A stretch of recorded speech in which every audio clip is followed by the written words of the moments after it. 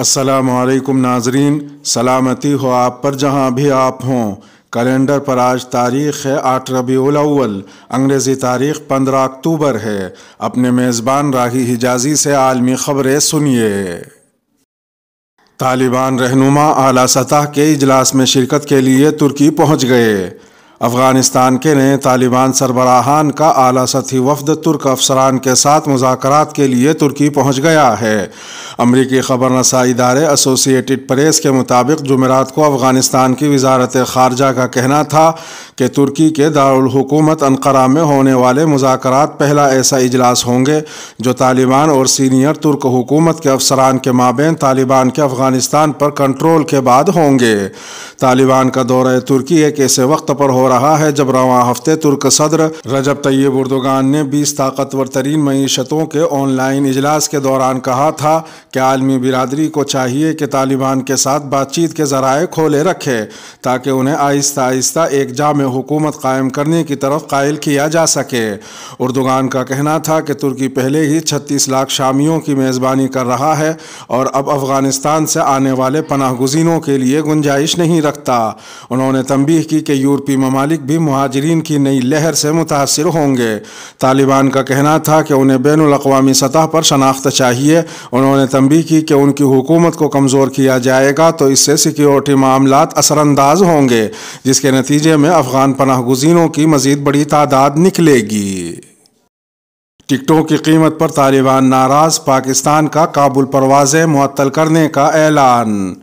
کابل اور اسلام آباد کے درمیان پاکستان انٹرنیشنل ایئر لائنز یعنی PIA اور کام ایئرز کی پروازوں کی زیادہ قیمت میں ٹکٹوں کی فروخت پر طالبان حکام نے جمعرات کو دونوں فضائی سروسز کو کابل ایئرپورٹ پر آپریشنز کی اجازت نہ دینے کا اعلان کیا ہے۔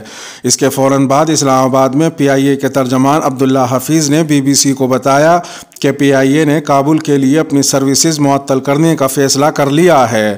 کابل میں طالبان ترجمان اور نائب وزیر اطلاعات ذبیح اللہ مجاہد نے ایک ٹویٹ میں یہ اعلان ایسے وقت میں کیا ہے جب پیر کو بعض افغان مسافروں نے BBC کو بتایا تھا کہ کابل سے اسلام آباد تک PIA کے ایک طرفہ ٹکٹ کی قیمت $2,500 بتائی جا رہی ہے۔ واضح رہے کہ کابل سے اسلام آباد کے ٹکٹ اگست میں جو قیمتیں تھیں اس سے 10 گنا مہنگے ہو گئے ہیں۔ خبر رساں ادارے روئٹرز کے مطابق افغان وزارت ٹرانسپورٹ نے ایک بیان میں کہا کہ ٹکٹوں کو اسی قیمت پر لایا جائے جو اسلامی عمارت کی فتح سے پہلے تھی، یعنی کہ $120 سے $150 کے درمیان۔ جب PIA ترجمان سے پوچھا گیا کہ کابل سے اسلام آباد تک کے ٹکٹ اتنے مہنگے کیوں ہوئے ہیں تو ان کا کہنا تھا کہ سقوط کابل کے بعد اب افغانستان جنگ زدہ علاقہ قرار دیا جا چکا ہے، جس کی وجہ سے فلائٹ انشورنس پہلے کے مقابلے میں کئی گنا زیادہ ہو چکی ہے اور ٹکٹوں کی قیمتوں کے بڑھنے کی یہی بنیادی وجہ ہے۔ ان کے مطابق صرف ایک پرواز کے انشورنس $4.5 لاکھ ہے، جس کی وجہ سے ٹکٹوں کی قیمتوں میں بہت زیادہ اضافہ ہوا ہے۔ بیروت میں مسلح جھڑپوں میں ہلاکتوں کی تعداد بڑھنے لگی۔ بیروت میں مسلح جھڑپوں کے بعد لبنان کی فوج نے خبردار کیا ہے کہ کسی بھی اسلحہ بردار شخص کو گولی مار دی جائے گی۔ جمعرات کو لبنان کے دارالحکومت بیروت کی بندرگاہ پر دھماکے کی تفتیش کرنے والے جج کے خلاف احتجاج کے دوران تشدد کے واقعات پیش آئے ہیں۔ عرب نیوز کے مطابق فوجی ذرائع نے بتایا ہے کہ جج طارق بطار کے خلاف احتجاج کے دوران جھڑپوں میں 6 افراد ہلاک جبکہ 60 سے زائد زخمی ہوئے۔ مقامی میڈیا کی رپورٹس میں بتایا گیا ہے کہ جھڑپیں بیروت کے مضافات تیانہ میں شروع ہوئیں۔ لبنان کے وزیر اعظم نجیب میکاتی نے مظاہرین سے کہا ہے کہ وہ پرامن رہیں۔ ان لوگوں کو گرفتار کیا جائے گا جنہوں نے قانون کی خلاف ورزی کی جس کے باعث لوگ زخمی ہوئے۔ بیروت میں محکمہ انصاف کے سامنے اس احتجاج کے لیے 2 شیعہ تنظیموں حزب اللہ اور عمل موومنٹ نے کال دی تھی۔ الجدید ٹی وی کے مطابق تیانہ کے علاقے میں چھت پر بیٹھے اسنائپر نے مظاہرین کو نشانہ بنایا جہاں ایک نامعلوم شخص مارا گیا۔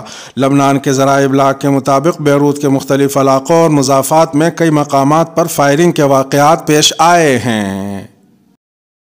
افغانستان کے صوبے کنڑ میں بم دھماکہ۔ افغانستان کے شمالی صوبے کنڑ میں بم دھماکے میں طالبان پولیس چیف جاں بحق جبکہ 11 افراد زخمی ہو گئے ہیں۔ خبر رساں ادارے AFP کے مطابق دھماکہ گاڑی میں ہوا تھا جس میں ضلعی پولیس چیف سمیت دیگر افراد بھی سوار تھے۔ طالبان عہدیداروں کے مطابق دھماکہ صوبہ کنڑ کے دارالحکومت اسد آباد میں ہوا ہے جس میں ضلع شگل کے پولیس چیف کو نشانہ بنایا گیا۔ کنڑ کے مرکزی اسپتال کے ایک ڈاکٹر نے AFP کو بتایا کہ 11 زخمیوں میں 4 طالبان اہلکار جبکہ 7 شہری شامل ہیں۔ دھماکے کی ذمہ داری ابھی تک کسی گروہ نے قبول نہیں کی ہے، تاہم اس سے قبل داعش نے افغانستان میں ہونے والے حملوں کی ذمہ داری قبول کی تھی۔ امریکہ نے بشار الاسد کی موجودگی میں شام سے تعلقات کی بحالی مسترد کر دی۔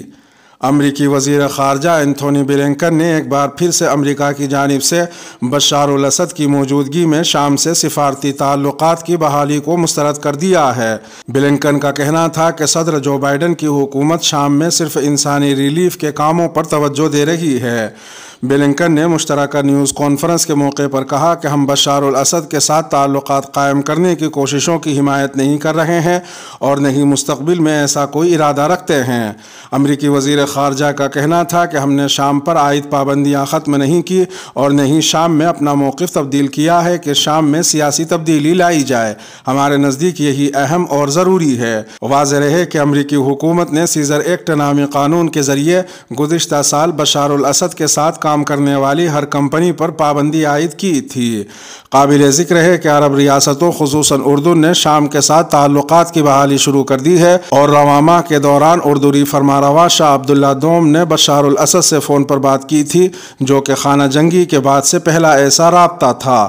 اس کے علاوہ مصر اور اردن کی مدد سے شام نے لبنان کو تیل کی فراہمی کا عمل بھی شروع کر دیا ہے۔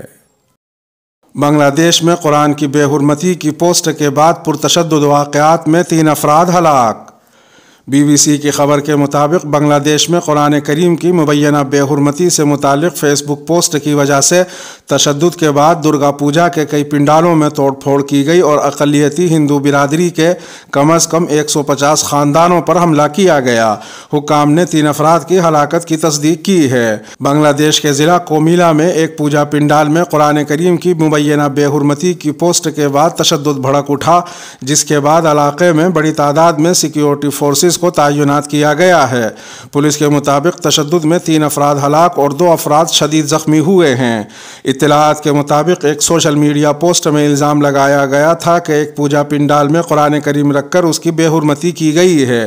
اس کے بعد کئی علاقوں میں تشدد پھوٹ پڑا اور پنڈالوں میں توڑ پھوڑ کی گئی۔ ہندو برادری کے کئی مندروں، گھروں اور دکانوں کی توڑ پھوڑ کے سلسلے میں پولیس نے اب تک 10 افراد کو گرفتار کیا ہے۔ مقامی کمیونٹی لیڈروں کا کہنا ہے کہ یہ پہلا موقع ہے کہ علاقے میں مذہبی بنیاد پر تشدد کا ایسا واقعہ پیش آیا ہے۔ اس تشدد کے بعد پیدا ہونے والی کشیدگی پر بنگلہ دیش ہندو اتحاد کونسل نے ٹویٹر پر مسلم کمیونٹی سے اپیل کی ہے کہ افواہوں پر یقین نہ کریں۔ کونسل نے وزیر اعظم سے وہاں فوج بھیجنے کا مطالبہ بھی کیا ہے۔ کونسل نے مزید کہا کہ ہم اپنے مسلمان بھائیوں سے اپیل کرتے ہیں کہ افواہوں پر یقین نہ کریں، ہم قرآن کریم کا احترام کرتے ہیں۔ حکومت پاکستان کا مذہبی تعلیم کے لیے نئے ڈائریکٹوریٹ کے قیام کا اعلان۔ حکومت پاکستان نے دینی تعلیم کے لیے ایک نیا ڈائریکٹوریٹ قائم کرنے کا اعلان کیا ہے اور ڈاکٹر غلام سرور کو اس کا سربراہ مقرر کیا ہے۔ اس ڈائریکٹوریٹ کا قیام ایک ایسے وقت میں سامنے آیا ہے جب وزیر اعظم پاکستان عمران خان نے کچھ روز قبل کہا تھا کہ ان کی حکومت ایک رحمت للعالمین اتھارٹی قائم کرے گی جو اسلام کی حقیقی تصویر پیش کرے گی، پیغمبر اسلام کی زندگی پر تحقیق کرے گی، میڈیا کا جائزہ لے گی اور اسکول کے نصاب پر نظر رکھے گی۔ بدھ کو پاکستان کی وزارت تعلیم نے ایک نوٹیفیکیشن جاری کیا جس کے مطابق وزارت تعلیم اور پروفیشنل ٹریننگ اسلام آباد کے زیر سایہ ڈائریکٹوریٹ جنرل برائے مذہبی تعلیم میں ڈاکٹر غلام سرور نے پروجیکٹ ڈائریکٹر کی پوسٹ سنبھال لی ہے۔ نوٹیفیکیشن میں مزید لکھا گیا تھا کہ ڈاکٹر غلام سرور کو جون 2022 تک کانٹریکٹ پر تعینات کیا گیا ہے۔ 10 اکتوبر کو کانفرنس سے خطاب کرتے ہوئے وزیر اعظم کا کہنا تھا کہ وہ خود رحمت للعالمین اتھارٹی کے پیٹرن ہوں گے۔ ان کا کہنا تھا کہ اسکالرز جائزہ لیں گے کہ کیسے بچے پڑھائی کر رہے ہیں، آیا نصاب میں رد و بدل کی ضرورت ہے یا نہیں، اسکالرز کے مابین بات چیت ہوگی۔ انہوں نے مزید کہا کہ یہ اتھارٹی یونیورسٹیز میں تحقیق کرے گی اور تجویز کرے گی کہ معاشرے کو اسلام کے مطابق لانے کے لیے کیا تبدیلیاں درکار ہیں۔ چین افغانستان میں اربوں ڈالر کی سرمایہ کاری پر تیار ہے۔ طالبان کے قائم مقام معاون وزیر برائے اطلاعات و ثقافت ذبیح اللہ مجاہد نے کہا ہے کہ طالبان کی جانب سے چینی کارکنان اور اثاثوں کی سیکیورٹی کی ضمانت کی شرط پر چین افغانستان میں اربوں ڈالر کی سرمایہ کاری کرنے پر تیار ہے۔ ساتھ ہی انہوں نے کہا کہ ان کی حکومت یہ ضمانت دینے کے لیے تیار ہے۔ وائس آف امریکہ کی نمائندہ عائشہ تنظیم کے ساتھ ایک ٹیلی ویژن انٹرویو میں ذبیح اللہ مجاہد نے امریکہ اور دیگر ملکوں کے ساتھ ہونے والے مذاکرات، افغانستان کی معاشی مشکلات، خواتین کے حقوق اور افغانستان میں داعش کے متعدد بڑے حملوں کے نتیجے میں ملک کو لاحق سیکیورٹی کے مسائل سے متعلق سوالات کے بھی تفصیلی جواب دیے۔ داعش خراسان کے بارے میں ایک سوال پر ذبیح اللہ مجاہد نے کہا کہ طالبان کے لیے یہ کوئی بڑا مسئلہ نہیں ہے۔ بقول ان کے افغانستان میں داعش زیادہ تعداد میں موجود نہیں ہے، یہاں تک کہ جان بچانے کے لیے داعش کے ارکان کو لوگوں سے چھپنا پڑتا ہے، باوجود اس بات کے کہ وہ قندوز میں کیے گئے دھماکے جیسی کارروائیاں کرتے ہیں، لیکن اسلامی عمارت ان کا پیچھا کرتی ہے۔ ذبیح اللہ مجاہد نے مزید کہا کہ ہم نے بروقت کارروائی کے ذریعے داعش کے کئی حملوں کو روکا ہے۔ داعش کا نام اس لیے آنے لگا ہے کہ جب طالبان نے کئی جیلوں کو ڈھایا تو اس وقت داعش کے سہولت کار بھی وہاں سے بھاگ نکلے تھے، اس لیے انہیں شہ ملی، لیکن ہم تہیہ کر چکے ہیں کہ ہم افغانستان سے ان کا صفایا کر دیں گے۔ افغان معیشت کو درپیش مشکلات کے بارے میں ایک سوال پر ذبیح اللہ مجاہد نے کہا کہ معاشی صورتحال معمول پر لوٹ رہی ہے، ہم قومی وسائل اکٹھے کر رہے ہیں، ہمارے تاجر نئی سرمایہ کاری کے لیے تیار ہیں، بشمول سڑکوں کی تعمیر کے اہم منصوبوں پر کام کیا جا رہا ہے، کچھ ممالک کے ساتھ ہم معدنیات کی تلاش کے سمجھوتوں پر دستخط کرنے والے ہیں۔ عائشہ تنظیم کے اس سوال پر کہ آیا منجمد افغان اثاثے حاصل کرنے سے متعلق ان کی امریکہ کے ساتھ کوئی بات چیت چل رہی ہے، طالبان کے معاون وزیر اطلاعات نے بتایا کہ افغانستان کے اثاثوں کو منجمد کرنا افغان عوام کے ساتھ زیادتی کے مترادف ہے۔ ہم امریکہ کے ساتھ مذاکرات کر رہے ہیں، ہم دوسرے ملکوں اور بین الاقوامی بینکوں کے ساتھ بھی اس کے متعلق بات چیت کر رہے ہیں کہ یہ رقوم افغان عوام کی امانت ہیں جن کو جاری کیا جانا چاہیے۔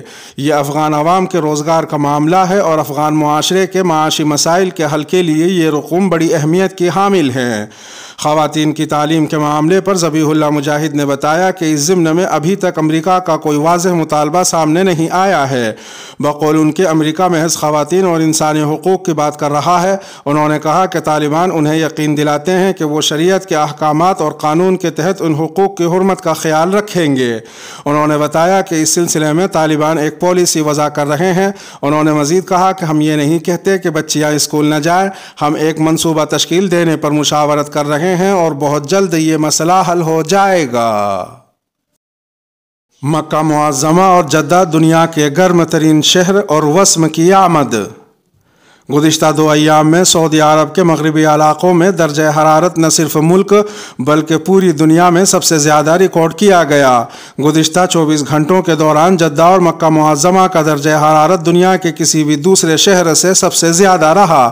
سعودی عرب کے ماہر موسمیات ڈاکٹر عبداللہ المسند کا کہنا ہے کہ سعودی عرب میں گرمی کی تازہ لہر مزید چند روز رہ سکتی ہے۔ سعودی عرب کے ان دونوں شہروں میں درجہ حرارت میں ایک ایسے وقت میں اضافہ دیکھا گیا ہے جب ماہر موسمیات عبدالعزیز الحسینی نے العربیہ.net کو بتایا کہ کل سنیچر سے وسم کے داخل ہونے کی پیش گوئی ہے۔ وسم 4 ستاروں العوا، السماک، الغفر اور الزبا پر مشتمل چند ایام کا مجموعہ ہے جس میں عموماً بارشیں ہوتی ہیں۔ انہوں نے کہا کہ اس سیزن کو وسم قرار دینے کی وجہ تسمیہ ان بارشوں کی وجہ سے زمین میں تر و تازگی ہے۔ ان کا کہنا تھا کہ وسم کی مدت 52 دن ہوتی ہے۔ اس کی علامت یہ ہے کہ اس میں بادل مغرب سے مشرق کی سمت میں چلتے ہیں۔